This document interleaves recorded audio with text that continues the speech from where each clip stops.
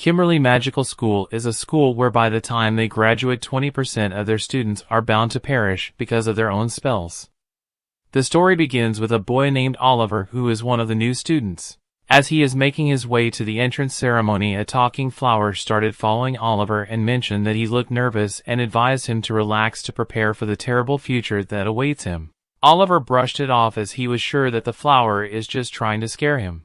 As Oliver continued on, he noticed a girl named Katie who seemed worried by the flower's words. Suddenly a redhead named Guy appeared and reassured Katie, explaining that the personalities of flowers are affected by absorbing magic particles from the ground, which makes the ones here very nasty. She didn't know much about plants because she is a lot more into magical animals, even the slimy ones. Just then a voice could be heard in the distance. A girl named Michelle warned Pete about nearly stepping on a plant. A samurai girl dressed in a kimono passed by. Everyone is mesmerized by her presence. Suddenly, Oliver had a vision of fighting the samurai girl and felt something in his heart, especially when she turned away and smiled at him. After entering the school, there was a parade of magical animals. When everyone found it mesmerizing, Katie wasn't happy because there was a troll in the parade and she felt that it was wrong. Guy argued that trolls don't speak the same language and sometimes attack people, which Katie argued that trolls were kind creatures who only attack humans for invading their territories. Shut your bitch ass up! Then Pete told them to stop. Suddenly a random hooded girl casts a spell on Katie, causing her legs to run uncontrollably toward the parade.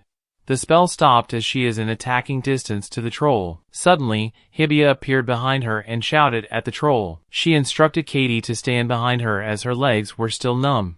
Then Oliver came up with an idea. He urged everyone to cast the wind spell together in the same spot.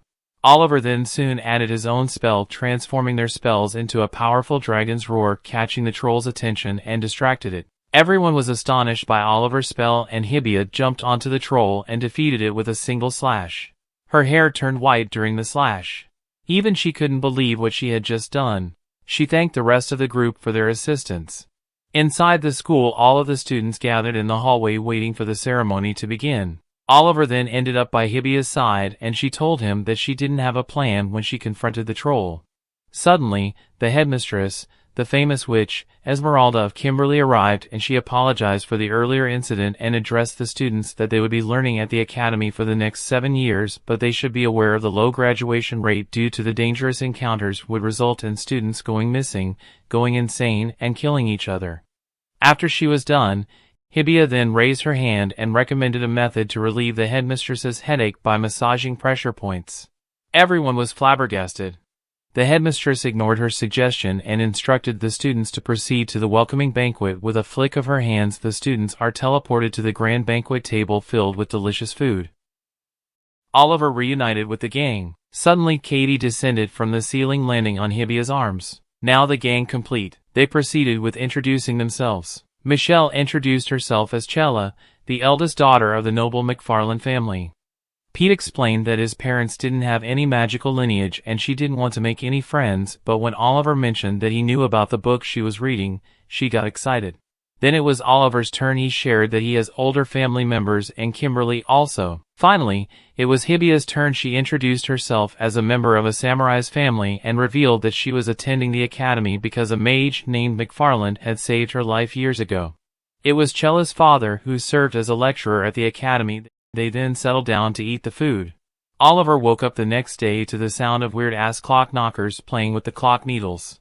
Then he headed outside and was greeted by a mysterious girl who was hiding and asked if something was bothering him. Oliver readied his sword and asked for her identity. She revealed that his brother sent her to watch over him and assured him that his brother was worried about him. She revealed her name as Teresa. As he continues his walk, Oliver suddenly witnessed Hibiya bathing in the school. He quickly cast the curtain spell to provide her with some privacy, explaining that other guys could see her from the window.